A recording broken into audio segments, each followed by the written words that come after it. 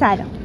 خوب هستی؟ مرسی ممنون. راستیتش چند دفعه داشتم رد می شدم ازتون خیلی خوشم اومده. میتونم شمارتون رو داشته باشم؟ چرا که نه؟ مشکلی نیست. شمارتون رو میزنید. الو علی خواهرتو دیدم. نمیدونم با یه پسر هست. با شما نبود؟ نه بابا داشتیم مثلا تهران نیستن، خارج از شهر. نه بابا. مطمئن؟ آره. خوب هستی؟ مرسی ممنون. شغلتون چیه؟ جناب چه خبره اینجا؟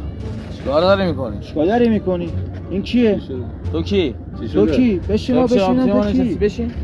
من دیدم ایشون تو داداش فسادت چیه با این؟ برو به خدا من کاری نکردم، خودش خواست. من اینجا نشستم. نشسته بودی چیه؟ تینا داستان چیه؟ خودش منو نگه داشت. خودش منو نگه داشت. داره دو سال داداش برای چی؟ اصلا من کاری نداشتم، خودش داشت با من حرف می‌زد. بشین ببینم بابا، بشین ببینم بابا، وایسا ببینم بابا، بگیرش.